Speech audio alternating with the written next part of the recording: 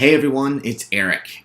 We are now in kind of what I'll talk about is a really fun, but also sort of challenging and unique period when we're going to begin creating chapters. Now, what you've been doing up to date is really gathering a bunch of the pieces. We call them the Legos that you're going to do, and you're starting to think about the structure and those things, but now we got to make this into a manuscript. And at the core of a manuscript is really going to be chapters. So today I'm going to start to talk to you about how to really start to plan out a chapter, because we've basically given a lot of these pieces, and I'm going to show you how to pull those pieces together into something that I think can become what will end up being a chapter for you. So this lecture is really going to be starting to sort of pull the raw materials together that we're going to begin setting up for our chapter. And then in a subsequent video chat, I'm going to show you how to start to actually turn that into a first draft chapter. So what we're going to do today is we're going to begin talking about how to start to think about moving from sort of the stuff that you've got in your stories index and the stuff that you've got in your structure to begin what is the raw materials of a chapter. So I'm going to walk you through kind of the premise of planning out a chapter. So this is really the before you begin anything. And we call this the define, describe, examples, and backup. Now this is really the planning phase that you're going to do before you start any chapter. So what we're going to do here is you're going to find this specific document right here. And what I recommend that you wind up doing is you actually go out and copy this content here. Now it's set up, if you'll see it in the chapter structuring template, but I'm going to just go ahead and set up a new document here just to sort of show you how this will actually go. So I've copied these things right here, and what we're going to do is we're going to use this to create sort of the start of a new chapter. So I'm just going to call this chapter 9 is what I'm calling this, and I'm going to call this, I won't call it chapter 9, but I'm going to call it the opportunist lawyer. I'll explain a little bit more in just a second how this is, but we're going to be using some material from a book that's called Founder, JD that I've been working on with a law student named Rafi. And Rafi and I have been kind of collaborating on this book, so I can learn some of these practices, work with him on these pieces. So what Rafi has been looking at is the premise of how do we wind up, how do many lawyers wind up going on to become startup founders? And so together we've been collaborating these pieces. And so we're going to talk about how to use some of the things he's been doing to turn this into where we are. So let me start by showing you a little bit of kind of some of the materials that I wanted to share with you a bit. So this is Rafi's stories index. And again, as you've got all these pieces in here. He's got his organized by color. He's been starting to pull these pieces together a little bit. But like him, a lot of this is going to start at the stories index phase. So let me take you back into our sort of planning document here that we've sort of been working through, just so you can see it, that we're calling the opportunist lawyer. So what I want you to be thinking about before you start a chapter is sort of you've organized your thoughts a little bit at this point. You've got to say, you got your structure, and you said, this is one of the chapters we're going to do. So what I always like to sort of start with is sort of a definition of some sort. I always like to sort of say, what's the high level of things? Now, again, you may not use this or not, but I usually say you want to start the planning with a definition, a point of view, or a takeaway. What's something that you want to convince them of, show them of, or whatever it is. So in this case, what we're going to talk about a little bit is the concept, I'm going to replace this, of an opportunist. Now, I'm going to use the definition. I'm going to go pull this. I actually have already got this together, so I'm going to cheat a little bit here. But I've basically been pulling this material together a bit already. So let me see if I can copy this right here. And so I went out and actually Googled this earlier, this definition of the opportunist. And so an opportunist is described as a person who exploits circumstances to gain an immediate advantage rather than be guided by consistent principles or plans. So the principle in this is that as Rafi was out interviewing all of these sort of startup founders who were previously lawyers, he realized there's a certain set of people who are kind of opportunists. They look for these opportunities and they effectively are able to use this. And so what we're going to talk about a little bit is this concept a little bit of, we want to talk about the opportunist lawyer. And this is the type person who really is, they don't necessarily have some no long-term plan. They're in some ways they're open to opportunities, but they don't have a specific plan in mind for a future startup. The other thing about the opportunist lawyer is someone who typically is kind of like, taking advantage of the opportunity. So they take advantage of the access, opportunities, and funding that comes from a legal job, but they are looking. They know that when the opportunity presents itself, they can grab it.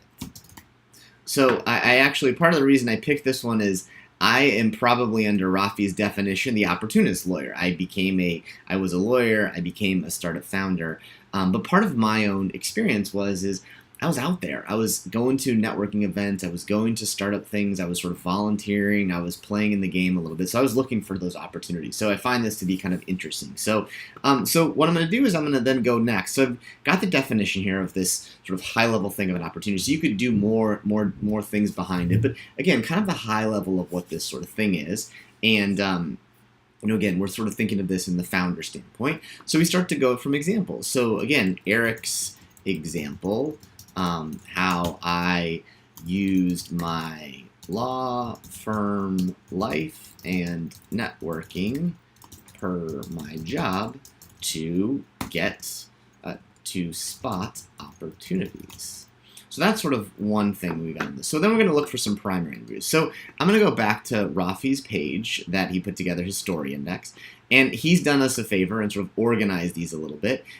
What he's sort of done is gone through and taken some of his interviews. So he's got this interview with Adam Zuckman, and he's got this interview with Lou Aronson, and he's got actually something with Peter Thiel, who he didn't interview, but these are the ones. So we basically have these folks. We've got Adam Zuckman, and we've got Lou, and again, it's got all the notes on them, sort of written up the stories and things like that we actually have these pieces. So these are sort of the raw materials that we've got already done. These are kind of organized, and whether you've gone through and organized them or not, this is just some of the things that we're thinking about. Okay, great, we've got some pieces behind this.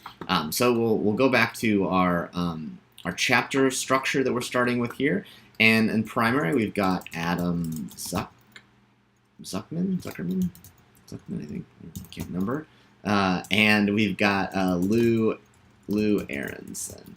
Those are our primary ones, and we've actually got Peter Thiel. So Peter Thiel, if you know him, he's the sort of the first investor in Facebook. He's sort of gone into a lot of those pieces. So then some of the other things, at this point I don't have a lot in terms of expert research, but again, we probably will, if I did some Googling like I would, these are some of the pieces I'd find. Don Sull, sort of what he would talk about. So let's put Don Sull in our list. And again, I've cheated a little bit. I've been doing my research. So we put Don Sull, some research, and we probably would put a link here if I'd done any research into this thing a little bit more. Let's see, what else do I have in this document here? Whoops, that's not the way I want to go. Let's see, I'm going to go back to the document that I did just so I can show you. Let's see, what other things do I have? Don Sull, those are some of the biggies that I got. I can't remember what else, but let's just say those are the pieces that I've got. Oh, let's see, Edward Norton Lorenz has the butterfly effect in this way. All right, so we got some of our pieces here. So we've also got that. We got this research into the butterfly effect. So this is really what I think is sort of, again, it's sort of a way to gather the pieces into one place. So, some of the other things that you may do, you may find that there's some interesting quotes that you want to add to this point, but really what this first step in the process is, and is to really start to pull all the things that are going to kind of guide you. So again, just to go back through it, we sort of started with kind of a theme behind the chapter, the opportunist. And I always like to start with a definition, some way that kind of anchors things. Again, you don't have to start every chapter with a definition, but some sort of piece that's going to anchor what this thing is about. What is the short summary? So for us, we're talking about the opportunist lawyer, and it's a person who exploits a circumstance to gain immediate advantage rather than be guided by consistent principles or plans. We describe this more tied to what we want to cover, talking about the opportunist lawyer. Give some notes on it. This person doesn't have a long-term plan. They're open to opportunities, take advantage. They're also looking, blah, blah. Some examples. We look at our personal examples. So here we talk about Eric's example of using his law firm as an opportunist lawyer. We talk about primary interviews, Adam Zuckman, Lou or Aronson, that sort of were interviewed in this way and have stories, and then Peter Thiel. And that kind of gives us sort of the examples that we think we might want to use. And the third thing is what's the backup? What's the backup pieces behind it, who we think can kind of add heft to this one? So we've got the expert, we've got, Don Sull, kind of this quote, we could link to that one, and we've got some research from Edward Norton. So this is the first step that I always like to take before I start a chapter, is I like to sort of set up one document and put all this stuff in it, and then what I'm going to do before I get started is I'm actually going to put a line right there, and I'm going to basically put that at the bottom. That's going to be the sort of the raw materials that I'm going to pull up into the top from there. So this is going to be my starting place that I'm going to go from. So before I start any chapter, I like to do just that. I like to define, put some sort of short thing that I'm going to use this for, describe kind of in detail how do I believe this ties into my specific book. The examples, what are the most likely examples and stories that I'm going to use to illustrate this sort of broader point, and then any kind of expert backups. Now again, you're going to add things to it, it's going to happen from here, but this is really what I like to think of as sort of the raw materials that you're going to pull from. These are basically your Legos, right? As we talked about, we're going to build a chapter from Legos. These are the raw things. When sort of if you do an inventory of what you've got, great. Now, you may look at this and say, gosh, like I don't have enough. You may say, probably need another one. You can put this one, need a second one. Or you might think, more research on this. Whatever it may be, right? You can just use this as a way. Don't judge whether it's perfect, complete, or not. But this is the starting place, and this is how you start to sort of lay out what I'm going to call is sort of the first sort of inventory of a chapter. So this is basically building the inventory of your chapter with these sort of 4 parts. Define, describe, examples, and sort of the research. And once you've got those pieces in play, that will give you enough to kind of get going from there.